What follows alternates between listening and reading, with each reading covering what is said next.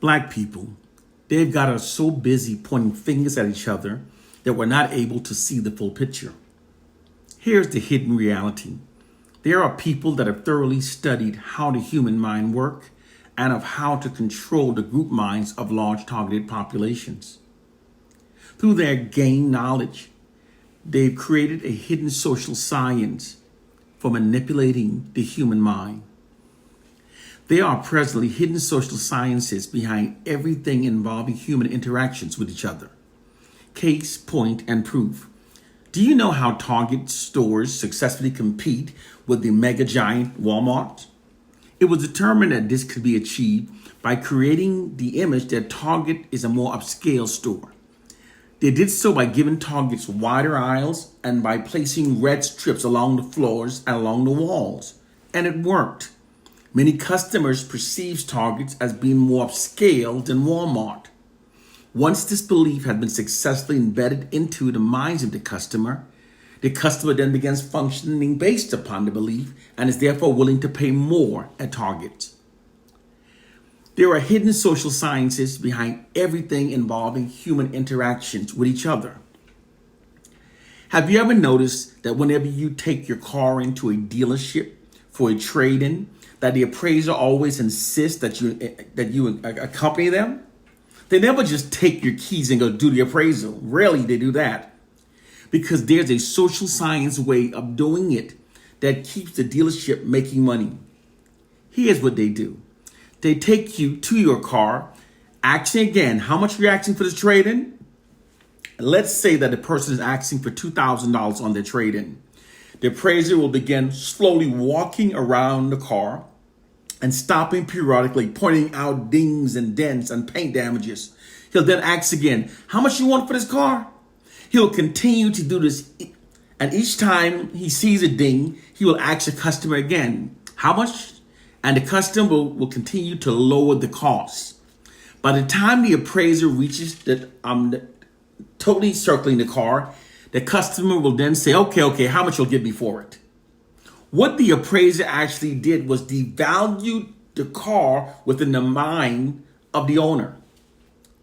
The human mind is easy to manipulate when people don't know what's being done to them. There are hidden social sciences behind everything involving human interaction with each other. Social science is one of the branches of science devoted to the study of human behavior, specifically how people behave and interact with each other. It's also used to steer society toward the objectives of the white ruling class. They secretly use it for maintaining their white social dominance, and they use it to facilitate their long-term oppression of black people. Case, point, and proof. Here's the hidden social science reason why black students are denied of most black racially affirming facts during our entire educational development.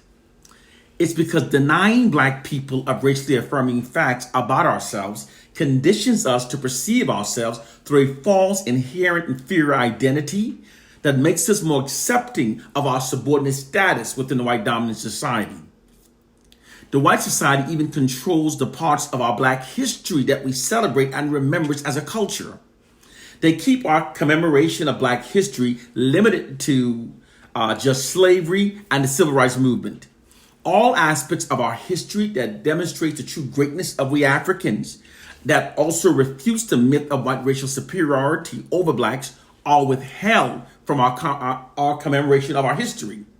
This is by deliberate design. This conditions us to perceive ourselves through a false subordinate identity that aids the white society in maintaining its control and social dominance over black people. This is the true reason why black people are learning more black racially affirming facts from each other on social media platforms than we do so from within our white governed schools. Schools are tools of the government designed to shape the minds of the students accordingly. White social science is ascribed to the nefarious practice as merely instilling a value system into the collective minds of the black subordinate population that makes us adhere to the authority and the existing infrastructure of the white dominant culture. Meeting this objective is also the same reason why virtually all health study results that we receive favors whites over blacks. Critically think, to experience study results so one-sidedly favoring one racial group over another at the rate that we're experiencing them favoring whites over blacks is cartoonishly unrealistic. It's actually fraudulent propaganda that through repetition are designed to subliminally embed the myth of white racial superiority into subconscious minds of black people. Likewise, doing so instills a value system into our minds that makes black people not only more compliant with white dominance over our lives, it in fact in many cases causes black people to even prefer white dominance over our lives. Here's the hidden social sciences reason why they whitewash their history books. Everything I said is a social science. According to white social scientists, for a ruling class to maintain its position of social dominance, the history taught within the society must endorse their current position of social dominance. Teaching the true history, which is that Africans invented the wheel, writing, science. Africans were the first to build in stone and to smelt metal. Africans were building pyramids while Caucasians were still living in caves. And Africans civilized Europe, which include introducing the daily bath to Europeans. And in spite of the cultural traumas wrought by the injustice of white racism and slavery, most inventions that revolutionized the world were either invented by black people or were directly inspired by earlier inventions by black people. The hidden fact is that the first aircraft, the first automobile, and the first working light bulbs were in fact invented by black people. To teach this true factual history would undermine and could eventually lead to the erosion of the white society's social dominance over black people. Therefore, rather than teaching this true history, they instead teach us a whitewashed version of history that provides them with a false historical platform that endorses their current position of social dominance over black people. There's more. Have you ever noticed that all narratives that we receive about Caucasians are consistently positive? That's too perfect to be true. It's not. Here's the hidden social science reason why all information that we receive about Caucasians are so unrealistically positive. It's because, according to white social scientists, in order for a dominant group to maintain its position of social dominance within a society, the narratives fed into a society must endorse the dominant group's position of dominance. According to their analysis, any negative narratives about the dominant group undermines their position of social dominance. Therefore, all narratives fed into the white dominant society falsely exalts their racial group. This is why most people are unaware of the fact that in the U.S., most welfare recipients and the group that commits most violent crimes are in fact Caucasians. All narratives fed in the white dominant society falsely exalts Caucasians.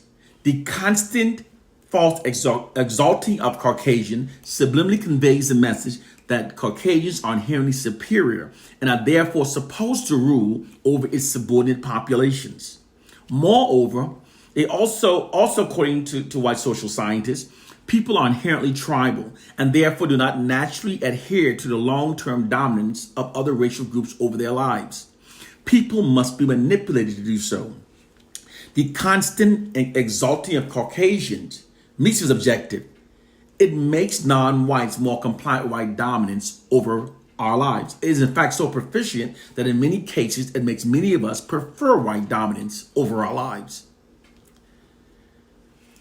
Here's another one. Have you ever also noticed that all narratives that we receive about black people are consistently negative? Can you not see just how cartoonishly unrealistic this scenario also in fact actually is? It's also a hidden social science fact. Here's the hidden social science reason for this. The white media's unrelenting negative depictions of black people that amplifies the negative to the point that it distorts our reality. It's much more than just biased media reporting. It's actually a black racially demoralizing divide and rule psychological warfare campaign. Demoralizing divide and rule is a method of maintaining control over a targeted population through constant and unrelenting demoralization. This social science system is deployed like a massive media marketing campaign that constantly subjects black people to receiving only the fraudulent worst narratives about ourselves. When black people are constantly inundated with fraudulent negative narratives about ourselves, we become very demoralized. And it also creates self-hatred and disunity, which attacks the core foundation of what bonds us as a people. And we can then be ruled over forever. The ultimate goal is to inundate black people with so much negative disinformation about ourselves that we become so demoralized that we begin to doubt our own ability to govern ourselves.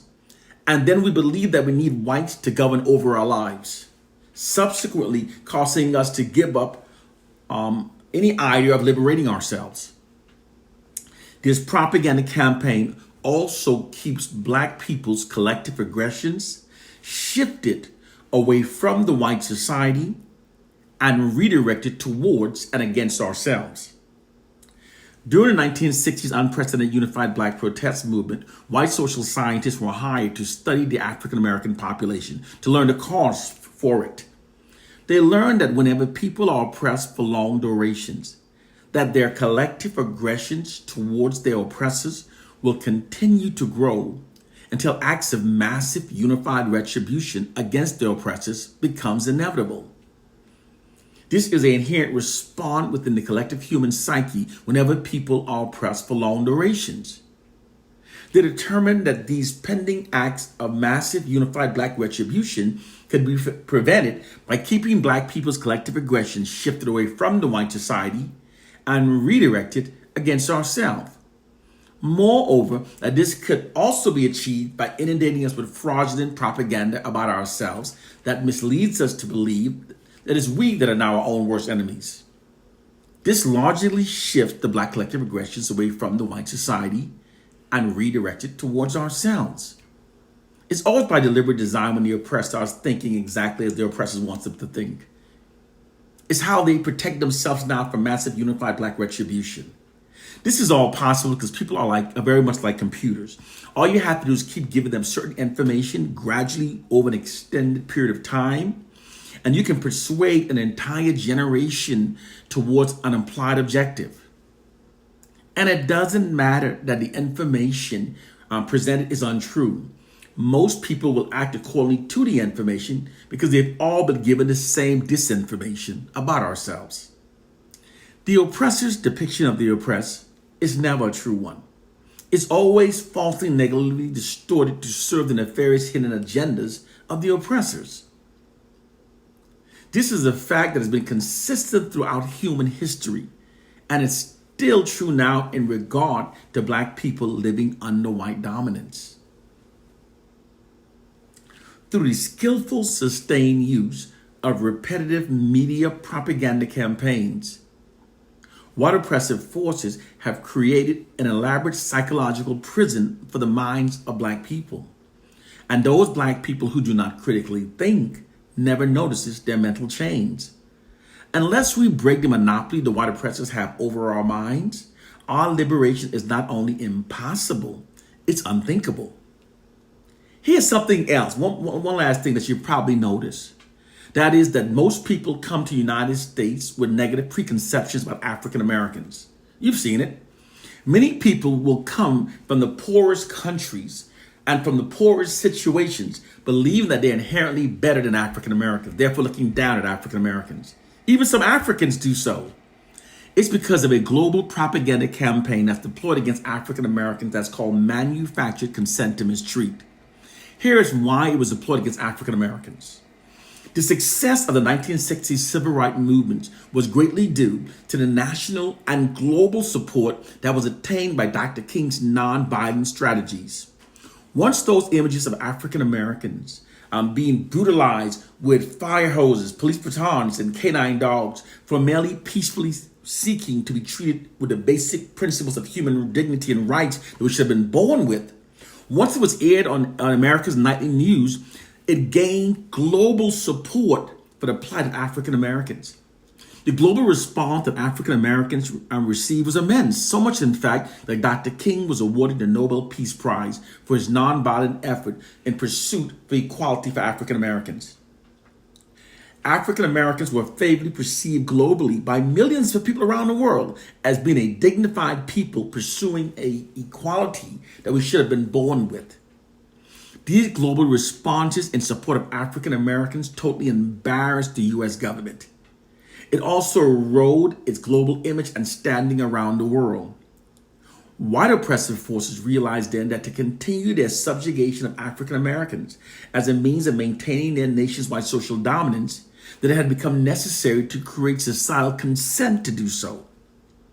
They deployed a propaganda campaign against African Americans called Manufactured Consent to Mistreat.